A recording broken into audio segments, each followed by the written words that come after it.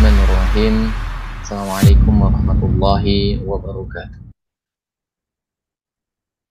Alhamdulillah, nahmaduhu wa nasta'inuhu wa nastaghfiruh.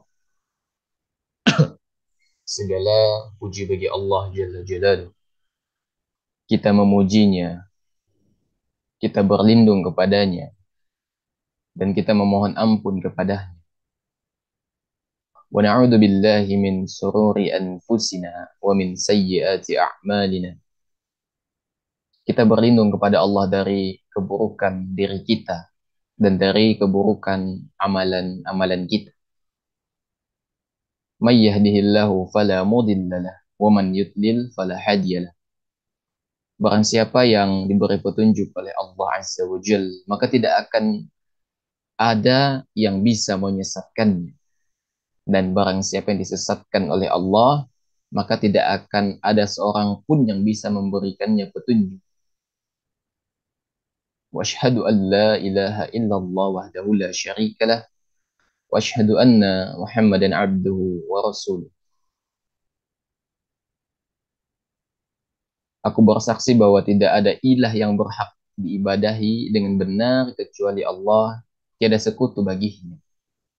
Dan aku bersaksi bahwa Nabi Muhammad adalah hamba dan utusan. Amma ba'd. Fa inna asdaqal hadits kitabullah. Sebaik-baik perkataan adalah kitabullah. Wa khairul huda huda Muhammadin sallallahu alaihi wasallam. Dan sebaik-baik petunjuk adalah petunjuk Rasul sallallahu alaihi wasallam. Wa syarrul umuri muhdatsatuha. Dan seburuk-buruk perkara, sejelek-jelek perkara adalah perkara yang diada-adakan dalam perkara agama. Wa kullu muhdatsatin bid'ah. Dan setiap perkara yang baru yang diada-adakan dalam agama ini adalah bid'ah. Wa kullu bid'atin dhalalah. Setiap bid'ah itu sesat, wa kullu dhalalatin finnar. Dan setiap sesat itu berada di dalam neraka. Alhamdulillah, para jamaah dan pemirsa dimanapun berada, kita bersyukur kepada Allah Subhanahu wa taala karena mempertemukan kita pada pagi hari yang luar biasa ini. Semoga Allah Azza wa Jal senantiasa memberikan rahmatnya kepada kita serta taufik untuk mengamalkan setiap ilmu yang kita dapatkan, ya, dan semoga itu menjadi salah satu sarana kita, menjadi salah satu sebab kita dimasukkannya kita ini di surganya Allah Subhanahu wa taala. Kita bersyukur kepada Allah Subhanahu wa taala. Kita memuji Allah Azza wa Jalla, Rabbul Alamin, yang menciptakan 7 lapis langit. Rabb yang telah menciptakan dan memberikan berbagai macam kenikmatan kepada kita.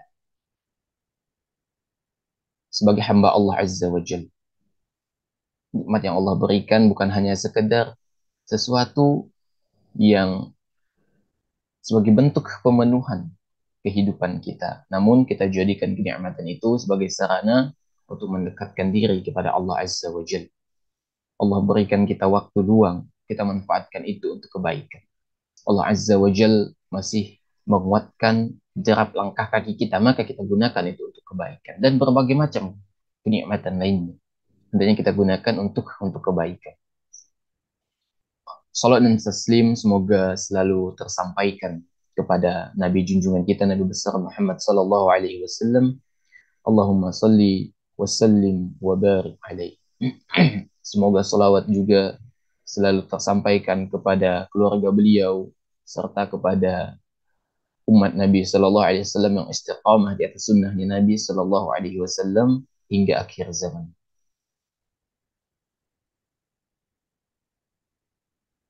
Hadirin yang Allah muliakan, insya Allah kita akan kembali, ya, melanjutkan kajian kita dari kitab Al-Adab Al-Asyarah, 10 adab harian Muslim. Insya Allah pada pagi hari ini kita akan masuk pada pembahasan ketujuh atau adab ketujuh, ya, yaitu adab adab menguap. Dan seperti biasa teman-teman sekalian, Anda akan menambahkan dalil, baik itu dalil-dalil atau rujukan-rujukan dari dari luar selain yang disebutkan di dalam kitab ini.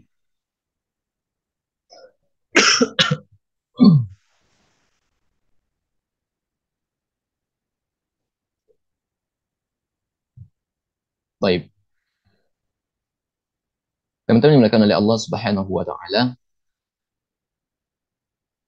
di dalam medis itu disebutkan bahwa menguap itu adalah proses ya yang terjadi tanpa disengaja atau involuntar. Artinya menguap ini adalah sebuah kegiatan yang kadangkala tidak kita inginkan kehadirannya atau datang dengan tiba-tiba ya. Makanya disebut dengan istilah terjadi tanpa disengaja ya. Jadi di antara faktor menguap yaitu biasanya karena dipicu oleh rasa kantuk atau kelelahan ya. Kalau kita berbicara tentang masalah menguap ya, ketika kita menguap, kita membuka mulut kita dan menarik nafas dalam-dalam melalui mulut kita. Sedangkan yang perlu kita pahami dan perlu kita ketahui bahwa secara fungsional, fungsi mulut dan hidung itu berbeda. Ketika udara itu masuk melalui hidung, maka dia akan tersaring debu-debunya, bakterinya melalui hidung karena hidung memiliki ya berbagai fasilitas yang menunjang proses pernafasan. Ya, ketika udara masuk melalui hidung maka dia ya, terfilter dan segala macam. Tapi ketika kita menguap, kita memasukkan udara melalui mulut dan mulut itu tidak memiliki fasilitas bagaimana hidung. Sehingga berbagai macam bakteri, ya, berbagai macam mikroba, debu, haba dan segala macamnya itu akan masuk melalui mulut dan masuk ke paru-paru kita. Ya, itu yang akan terjadi apabila kita menguap. Ya, maka teman sekalian, ya, maka praktis. Apabila kita menguap, maka kita menghirup bakteri, menghirup debu, macam-macam begitu. Maka otomatis akan menimbulkan mudarat bagi kita. Ya. Namun apabila kita pelajari adab menguap, maka insya Allah mudarat ini akan bisa ditekan. Ya. Karena Islam datang untuk mengatur segala hal. Di antaranya adalah berkaitan dengan aspek-aspek kehidupan, baik yang aspek kehidupan apa namanya terpenting sampai yang paling remeh sekalipun. Islam datang untuk mengatur itu dengan adab-adab. Tujuannya agar setiap muslim mendapatkan setiap kebaikan dari setiap adab yang ia jalankan. Hadirin yang Allah muliakan, as-sabi' ketujuh. Ruddat tatha'uba mastata'ta wa amsik biyadika ala fika wa la taqul ah ah. Ketujuh, tahanlah menguapmu semampumu.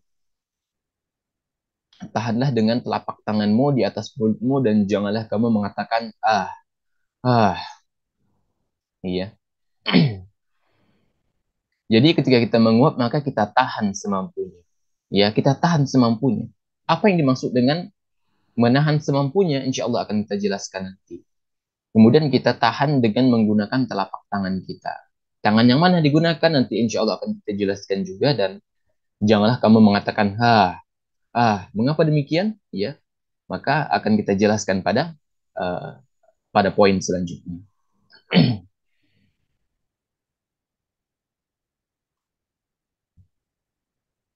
Hadirin yang Allah muliakan, pertama yang akan kita pelajari adalah apa yang dilakukan seorang muslim jika dirasa akan menguap. Ya, jadi seperti yang sudah Anda sampaikan tadi, menguap itu kadangkala datangnya tiba-tiba. Bisa dipicu oleh rasa kantuk ataupun bisa dipicu oleh kelelahan. Tapi dalam hadis Nabi Shallallahu Alaihi Wasallam, ya, bahwa menguap itu datangnya dari syaitan. Ya, maka di sini menguap itu kadangkala akan berdampak kepada fisik kita. Kita akan menjadi malas, tubuh kita akan menjadi lemah sehingga ngantuk begitu. Ya, apa yang dilakukan seorang muslim jika dirasa akan menguap? Maka Yang harus dia lakukan adalah menahan, ya menahan menguap itu agar tidak terjadi. Ya. Dengan cara apa? Yang pertama kita tahan rasa nguap itu dengan mulut dan merapatkan dua bibir kita. Ya. Jadi ketika timbul keinginan untuk menguap maka kita tahan. Jangan buka mulut kita, tahan dengan semampu kita, semaksimal mungkin. Ya, kita tahan nafas kita agar tidak mengeluarkan suara.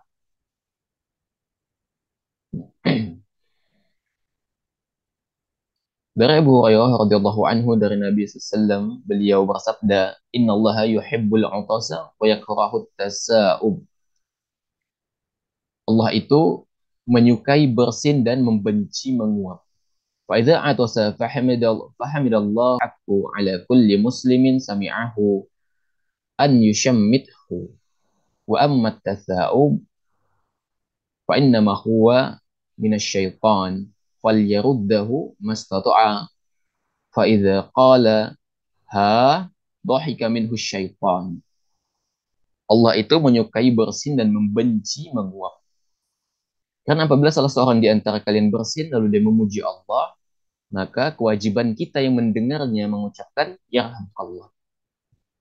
Apabila yang bersin mengucapkan alhamdulillah. Ini sudah kita bahas pada pembahasan sebelumnya tentang adab bersin. Adapun menguap, ya, maka dia tidaklah datang kecuali dari syaitan. Hendaknya kita menahan menguap ya semampunya. Jika dia sampai mengucapkan ha, jika kita menguap lantas kita mengucapkan ha, maka syaitan akan mentertawainya. Ya. Jadi Allah Subhanahu wa taala di antara faedahnya itu menyukai bersin dan membenci menguap. Allah itu membenci menguap. Karena Allah itu membenci menguap, maka berusahalah hendaknya kita berusaha menghindari setiap perkara yang Allah benci. Ya. Kemudian menguap itu datangnya dari syaitan. Karena syaitan selalu ingin membuat manusia malas, lemah di dalam beribadah. Sehingga menguap ini merupakan di antara salah satu cara syaitan untuk membuat seseorang itu malas dalam beribadah. Ya. Kemudian kita diperintahkan untuk menahan menguap semampunya. Kita tahan. Kalau sampai kelepasan sehingga kita mengucapkan kalimat atau minimal mulut kita terbuka, maka syaitan, kata Nabi SAW, akan menertawai kita. Kenapa? Karena merasa senang. Karena merasa senang.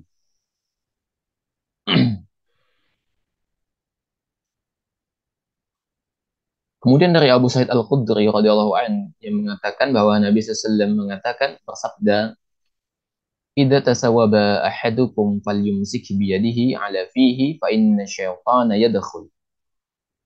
Apabila salah seorang di antara kalian menguap, maka hendaklah dia menahan mulutnya dengan tangannya, karena sesungguhnya setan akan masuk. Ya. Jadi ini perintah Nabi SAW. Apabila kita ingin menguap, maka kita tahan dengan tangan kita.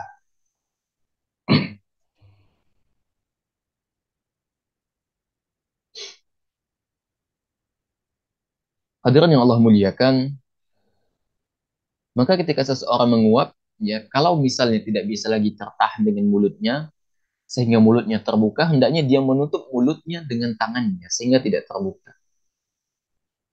Hal ini ya, sebagaimana yang diperintahkan oleh Nabi SAW dalam riwayat Tirmidzi. Ya, kata Nabi SAW, "Falyadha' yadahu ala fih." Artinya apa? Hendaklah orang yang menguap itu meletakkan tangannya di mulutnya. Ya, yaitu meletakkan tangan di mulut dengan kokoh. Tujuannya apa? Agar mulut tidak terbuka dan menutupi mulut yang jelek saat menguap. Ya. Kemudian hadirin yang Allah muliakan, tadi sudah Anda sebutkan dalam hadis yang pertama tadi bahwa Allah itu mencintai bersin dan membenci menguap. Pertanyaannya mengapa Allah Subhanahu wa taala membenci menguap? Ya, karena menguap itu ya disebutkan oleh Ibnu Hajar, ya, bahwa menguap itu merupakan efek dari badan yang kekenyangan. Dan akhirnya badan ini terasa berat untuk beraktivitas karena banyak makan. Bersin itu teman-teman sekalian, itu bisa menggerakkan orang untuk beribadah. Sedangkan menguap menjadikan orang itu malas. Jadi Ibnu Hajar al-Asqalani menjelaskan demikian. Ya, jadi menguap itu kata beliau itu ya bisa terjadi karena kekenyangan dan akhirnya berdampak pada malasnya beribadah. Menguap, ya. Karena ini dari syaitan dan syaitan ingin kita jauh dari Allah Azza wa Jal. Maka melalui media menguap ini, syaitan kemudian menahan kita agar kita malas untuk beribadah. Ya. Jadi apa yang kita lakukan ketika kita ingin menguap, ya kita tahan semampu kita.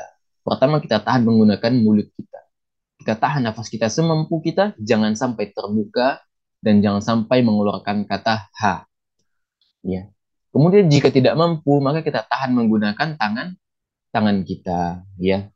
Berdasarkan dalam dengan dari lafaz fal yadha yadahu ala fi. Jika ingin menguap maka letakkan tangan kita di mulut, ya. Itu menutupi mulut kita.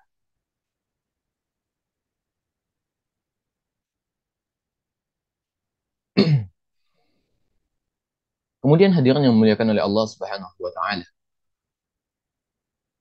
Kemudian tangan bagian mana yang kita gunakan untuk menutup mulut? Setelah upaya kita kurang berhasil menahan menguap dengan mulut kita, ya, maka kita tahan menggunakan tangan kita, yaitu dengan penahanan dengan pertahanan yang kokoh. Kita tahan dengan kokoh. Kemudian tangan mana yang kita gunakan untuk menahan yang menguap itu tadi, untuk menutupi mulut kita. Jadi teman-teman sekalian, Nabi SAW memerintahkan kita meletakkan tangan pada mulut ketika menguap.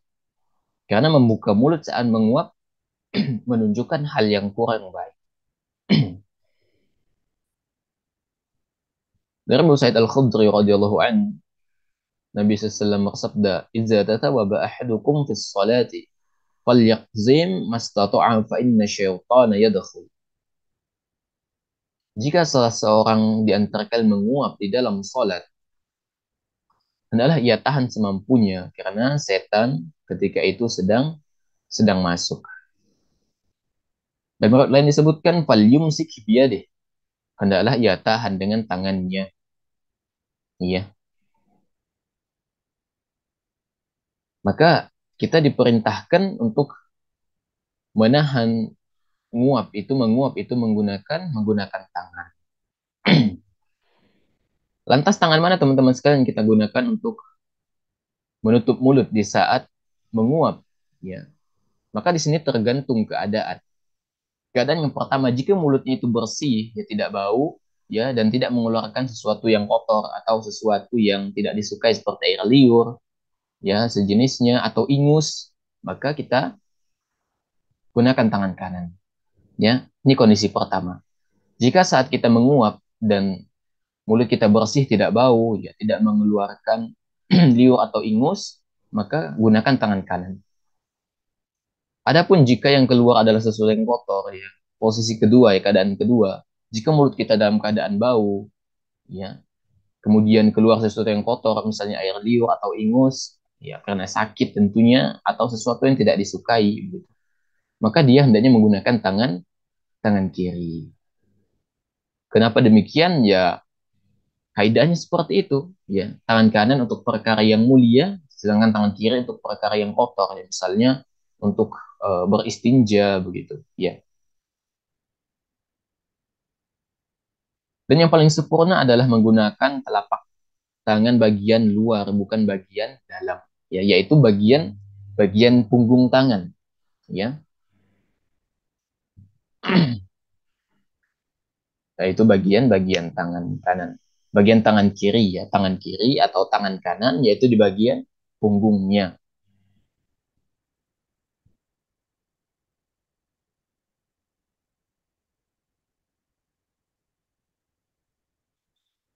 Kenapa kita diperintahkan untuk menutup mulut kita menggunakan punggung tangan, bukan telapak tangan? Ya, tujuannya karena agar telapak tangan bagian dalam tidak langsung menyentuh mulut.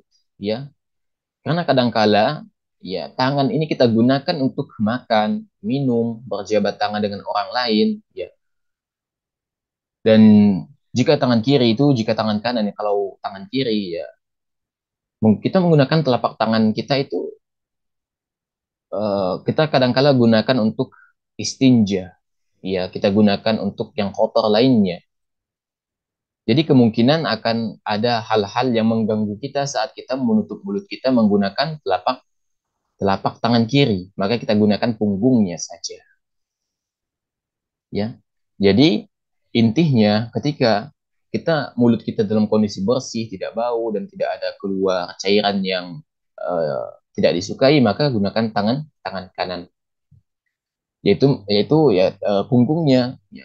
Tapi kalau kondisi kedua dikhawatirkan keluar sesuatu yang cairan begitu liur atau ingus dan mulut kita bau, maka gunakan punggung tangan tangan kiri. Sebagian ulama teman-teman sekalian menganjurkan menutup mulut dengan tangan kiri. Ya, diantaranya Syekh Salih Fauzan. Karena apa, menguap ini adalah keburukan, maka yang lebih didahulukan dalam masalah ini menutupnya menggunakan tangan tangan kiri. Karena berdasarkan kaidah bahwa mendahulukan tangan kanan untuk segala perkara yang mulia dan dahulukan tangan kiri dalam semua perkara yang hina. Jadi di sini sebagian ulama lagi mengatakan ya tidak ada lagi ini ya apa? Tidak ada lagi hal yang menyebabkan kenapa tangan kanan, kenapa harus tangan kiri. Yang penting dahulukan tangan kiri untuk masalah menguap. Baik keluar cairan, ya baik mulut kita bau ataupun tidak. Maka dahulukan tangan kiri. Itu menurut sebagian sebagian ulama, di antaranya Syekh Shalih Fauzan. Karena menguap adalah keburukan, maka yang didahulukan adalah tangan kiri. Ya. Namun teman-teman sekalian, ya, apakah menggunakan tangan kiri, apakah menggunakan tangan kanan, apakah menggunakan telapak tangan, ini masalah yang longgar sebenarnya. Yang penting kita berusaha menutup mulut kita agar tidak terbuka saat menguap. Ya, Syekh Shalih Al Utsaimin ya rahimahullah ini pernah ditanya ya, apakah Rasul Shallallahu Alaihi Wasallam ketika menguap beliau menutup tangannya dengan tangan kanan atau tangan kiri atau menutupnya secara bersamaan? Ya, apa kata beliau? Ya, tidak kami ketahui ada hadis tentang Nabi Shallallahu Alaihi Wasallam menutup tangannya ketika menguap, itu menutup mulutnya ketika menguap. Yang ada hadis bersih perintah beliau Shallallahu Alaihi Wasallam kepada orang yang menguap, yaitu dengan menahan mulutnya agar tidak terbuka sebisa mungkin. Jika tidak mampu ditahan, maka letakkanlah tangan di mulutnya. Maka boleh dengan tangan kanan atau tangan kiri.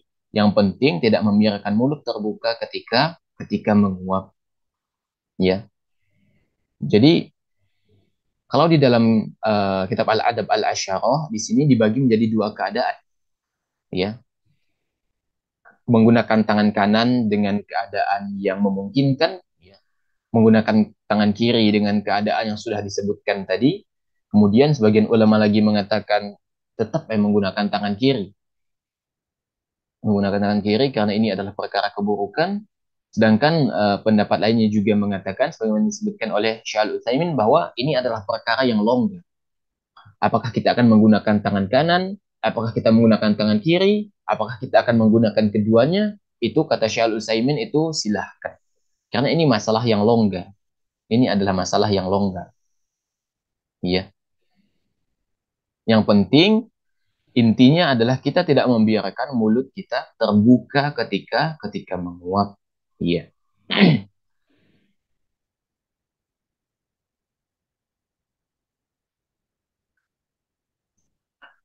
Hadirin dimuliakan oleh Allah Subhanahu wa taala. Kemudian bolehkah kita mengeluarkan suara saat menguap? Jika kita ingin menguap, teman-teman sekalian, hendaknya kita menahan semampu kita, jangan sampai mulut kita terbuka. Itu perintah Nabi Shallallahu Alaihi Wasallam. Ya, dan jangan sampai kita sampai mengeluarkan suara a atau h atau yang sejenisnya. Ya, karena itu adalah suara yang tidak disukai. Ya, adapun jika kita ingin menguap saat kita berbicara, maka kita berhenti dulu. Berhenti dulu berbicara dan diam dulu. Biarkan rasa menguap itu kemudian hilang baru kita lanjutkan berbicara. Selesaikan dulu dari keinginan untuk menguap. Iya. Karena Nabi SAW mengatakan wa amma tasauba fa inna ma huwa minasyaitan. Karena menguap itu dari syaitan. Fa idza tasaba ahadukum falyaruddahu mastata'a. Dan apabila seseorang di antara kalian menguap, maka hendaklah menahan semampunya, semaksimal mungkin begitu ya dengan kemampuan. Fa inna ahadukum idza tata'aba dhahika minhu syaitan. Karena jika salah seorang di antara kalian menguap, maka syaitan akan tertawa kerenahnya. Maka teman-teman sekalian, menguap ini ya selain jelek di pandangan syariat juga buruk di pandangan manusia. Iya, karena dalam hadis ini disebutkan bahwa jika seseorang menguap dan kemudian mengatakan dengan membuka mulutnya, maka syaitan akan tertawa. Tertawa dalam artian syaitan akan senang begitu jika seseorang mengeluarkan suara tersebut. Iya. Adapun di pandangan manusia juga jelek, menguap itu jelek. Kenapa demikian? Ya, tidak sopan, begitu tidak sopan. Kemudian dalam kondisi menguap, mulut kita terbuka itu adalah ya, muka kita akan menampilkan ya posisi yang kurang bagus begitu, posisi yang jelek begitu. Maka di antara faidah tadi, kenapa kita menutup mulut kita selain menahan rasa ingin menguap itu menahan agar tidak terlihat wajah jelek kita ketika menguap.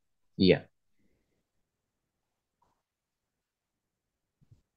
Jadi teman-teman sekalian, ya, agama kita ini dinul Islam ini memang ketika menjelaskan sesuatu memang diperlukan penjelasan yang gamblang dan total agar tidak terjadi kerancuan atau menimbulkan syubhat begitu. Karena syariat kita ini datang dengan kejelasan yang nyata kepada umat. Ya. Namun demikian ketika kita menjelaskan tentang bab menguap ini, ya kita tidak perlu mempraktekkan menguapnya begitu. Ya tidak perlu mempraktekkan menguapnya dan jangan sampai kita terjatuh ya, di dalam masalah itu karena ini perkara dicela di dalam Islam.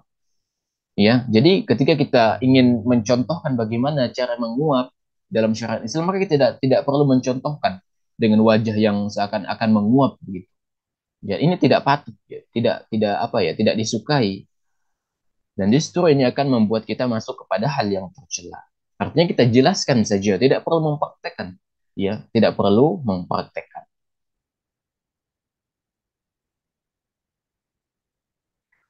Namun teman-teman sekalian, kebanyakan orang awam itu ketika menguap, ya, ada yang membaca ta'awuz, ya. Ketika menguap dia membaca auzubillahi minasyaitonirrajim. Atau ketika dia menguap, ya ketika dia membuka mulutnya dia menyebutkan lafaz Allah. Allah. Ya, ada yang seperti itu, bahkan anak sering temukan begitu. Ya, maka dalam hal ini tidak ada dalilnya dalam masalah ini. Ya, tidak ada bacaan-bacaan khusus ya ketika menguap. Baik itu auzubillahi minasyaitonirrajim atau menyebut lafaz Allah ketika mulut kita terengah saat menguap ini tidak ada dalilnya sama sekali. Maka tidak patut kita amalkan. Justru ini bertentangan dengan hadis Nabi SAW. Nabi perintahkan menahan mulut kita agar jangan sampai terbuka. Bahkan Nabi SAW perintahkan kita untuk menahannya menggunakan tangan kita. Ini menunjukkan tidak bolehnya mulut kita terbuka saat menguap. Apalagi sampai mengeluarkan kalimat-kalimat.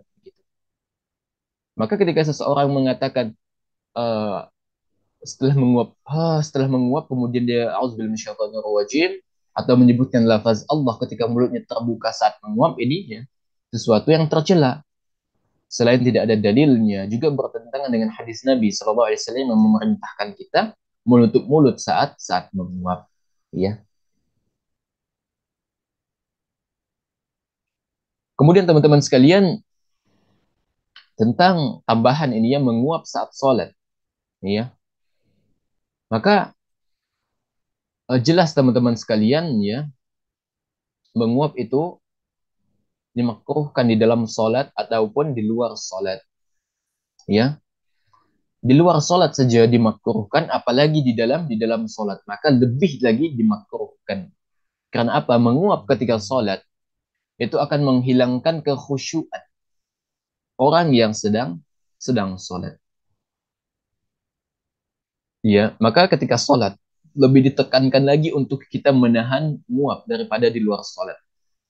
Dalam posisi normal saja, ya, kita diperintahkan menahan rasa ingin menguap kita dengan semaksimal mungkin, ya, baik dengan mulut kita atau dengan tangan kita. Maka di dalam sholat maka lebih ditekankan lagi kita menahan menahan keinginan untuk menguap, lebih ditekankan lagi, ya. Hadirin yang Allah muliakan, ya, disebutkan di dalam hadis bahwa وعن أبي هريرة رضي الله عنه أن النبي صلى الله عليه وسلم قال التثاؤب ya fi salati, ini tambahan ya dalam riwayat Tirmidzi fi salati ini lafaz fi salat tambahan ya. At-tatha'uba fi salati min asy-syaitan fa idza tatha'aba ahadukum falyaqzim mastata'. Sedangkan tambahan fi salati itu ada tambahan dari riwayat Tirmidzi ya. Dari Abu Hurairah radhiyallahu anhu, Nabi sallallahu alaihi wasallam mengatakan, bersabda, menguap di dalam salat itu gangguan dari syaitan. Apabila salah seorang di antara kalian menguap, hendaklah ia menahan sekuatnya. Teman-teman sekalian, di sini ada beberapa faedah ya, hadis. Pertama, disebut menguap itu dari syaitan yang menunjukkan akan dibencinya hal tersebut. Jadi menguap ini mengindikasikan ya, menjadi barometer bahwa saat itu kita merasa berat, ya, rasa malas dan ngantuk, ingin tidur. Dan syaitan, ya, menguap ini disandarkan kepada syaitan. Karena syaitan ini menjadi faktor pendorong nih, kenapa kita banyak makan dan minum, sehingga badan kita akhirnya menjadi lemah, malas, dan akhirnya sering sering menguap. Iya. Kemudian faedah lain, kalau menguap hendaklah menahan mulut, yaitu dengan merapatkan kedua kedua bibir. Ya, idza tasawaba ahadukum fi sholati falyaqzim mastata'a fa inna syaitana yadkhul. Jika salah seorang di antara kalian, kata Nabi sallallahu, menguap di dalam salat, adalah ia tahan semampunya karena syaitan ketika itu saat-saat masuk.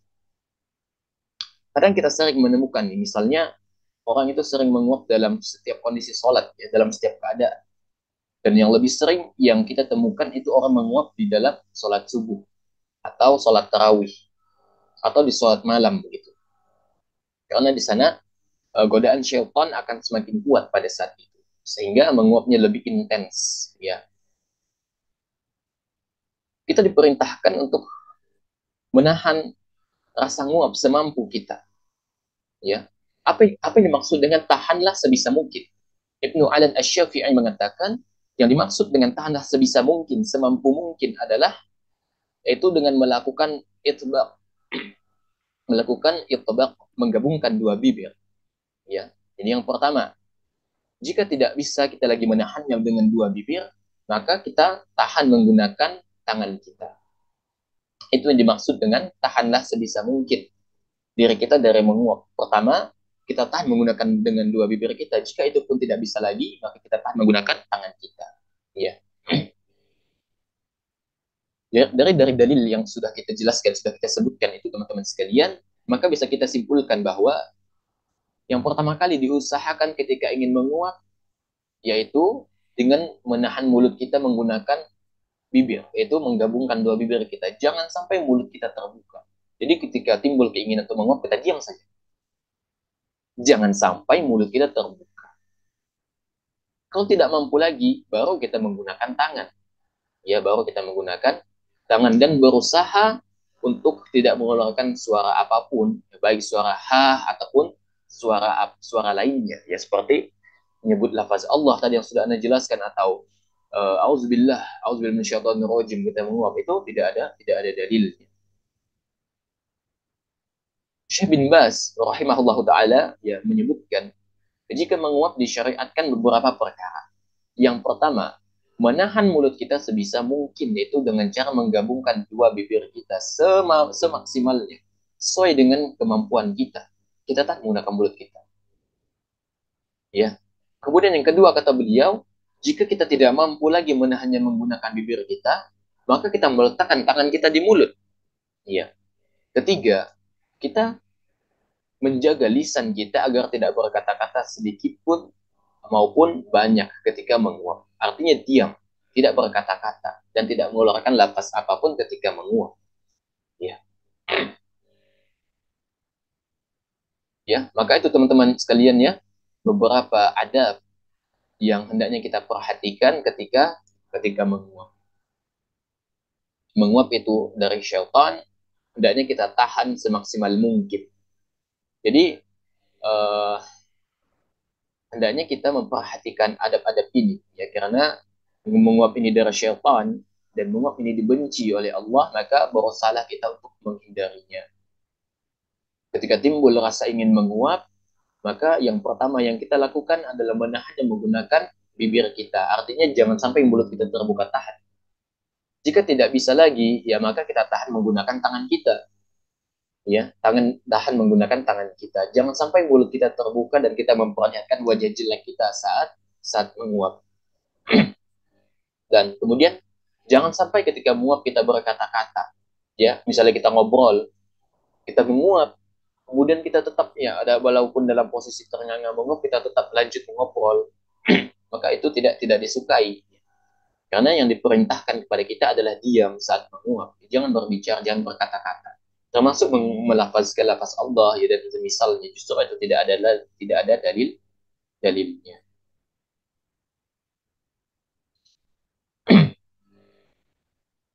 Kemudian teman-teman sekalian, ketika kita sedang membaca Al-Quran ya, lantas timbul keinginan untuk menguap, maka hendaklah kita menghentikan dulu baca Al-Quran kita. Jadi ketika kita membaca Al-Quran, tiba-tiba timbul keinginan menguap, maka kita berhenti dulu, diam dulu, ya, diam dulu agar tidak mengubah susunan bacaan Al-Quran. Ya, kemudian ini teman-teman sekalian tidak hanya berlaku di dalam membaca Al-Quran, tapi di luar membaca Al-Quran atau di luar sholat juga sama. Diam, ya, ketika membaca Al-Quran timbul keinginan menguap, ya diam. Jangan membaca Al-Quran sambil terengah-engah menguap. Justru itu akan merusak susunan Al-Quran itu sendiri. Iya. Dan kadangkala ya sering kita temukan kalau khususnya sholat subuh ini teman-teman sekalian. Ada orang yang bangun sholat subuh, tapi ketika sholat dia tidak menggosok gigi, sholat berjamaah. Ini sering Anda temukan di dalam sholat. Justru, ya bahkan Anda sendiri pernah mengalami begitu. Tetangga sholat sebelah begitu. Artinya orang di samping kiri, samping kanan itu ketika sholat subuh tidak, ya membersihkan mulutnya lah. Setelah bangun, tidur ya. Akhirnya mulutnya kan masih bau begitu ya. Kemudian dia menguap. Maka ini akan mengganggu begitu. Mengganggu kekhusyuan saudara kita di kiri kanan kita. Otomatis orang yang bangun sholat subuh ini ya kemudian tidak membersihkan mulutnya sebelum sholat subuh ya, akhirnya bau ya, ini akan menyakiti saudaranya yang lain begitu dengan bau mulut ya, dan ini adalah bencana tentunya bagi saudaranya yang ada di kiri kanannya. Dan ini anak sendiri pernah teman-teman sekalian sholat ya, ternyata yang di samping anak itu nggak gosok gigi, dan ketika menyebutkan amin adalah habis keluar ya bau mulutnya. Ya bahkan yang lebih parahnya ketika dia sholat itu dia menguap dan dia tidak menutup mulutnya dan dia tidak gosok gigi. Ya jelas ini bencana bagi anak, dan bencana bagi orang lain ya, karena terganggu dengan bau mulut yang ia hasilkan itu.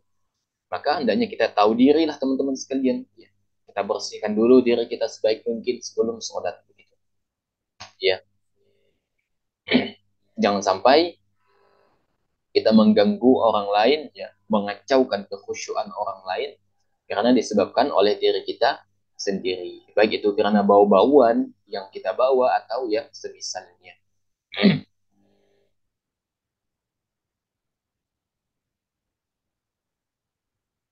Baik, demikian teman-teman sekaliannya pembahasan kita pada